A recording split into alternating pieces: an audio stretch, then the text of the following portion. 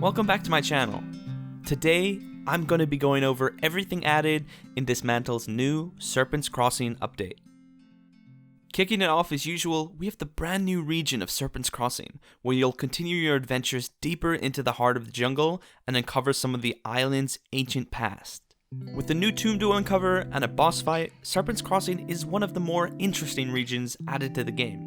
I really enjoyed the variety of terrain in this update. From the flowing rivers to the deep caverns filling with lava, it really added to the overall feel of the zone. You'll also encounter a new monster type here called the Tomb Guard.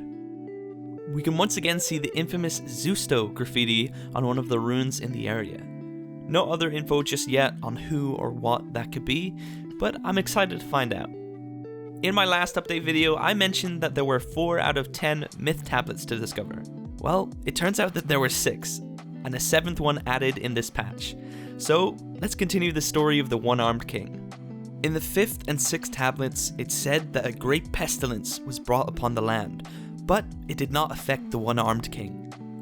This raised some suspicions with the wise elders, who ended up confronting the One-Armed King and blaming him for spreading this disease, thus sentencing him to death.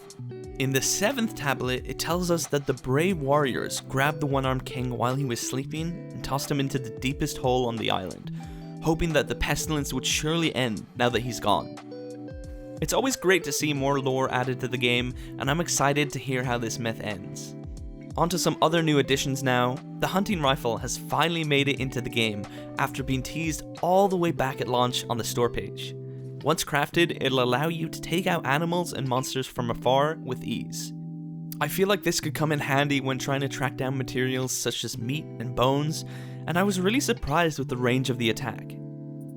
The gas mask mentioned in the previous update has also been added, allowing the player to pass through toxic gas that can be found around the island.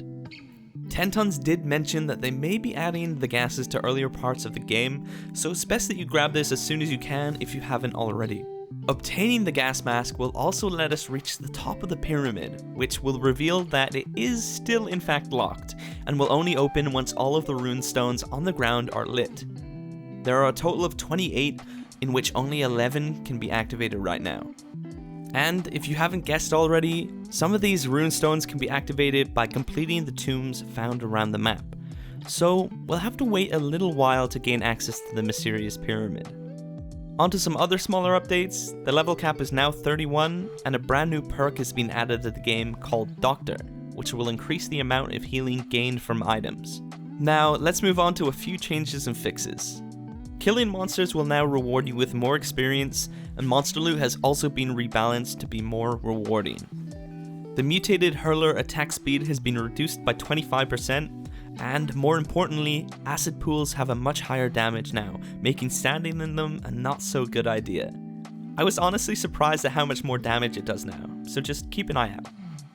And finally, there's been some visual fixes and optimization added to the game. And that's everything added in this update.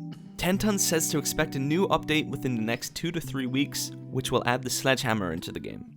They also go on to mention that they're hard at work developing the central city location, which I'm very excited to see how that will turn out. If you enjoyed this video and want to support my channel, hitting the like button is the best way to do that. And for more Dysmantle news and guides, make sure to hit subscribe. I'll see you all later. Thanks for watching.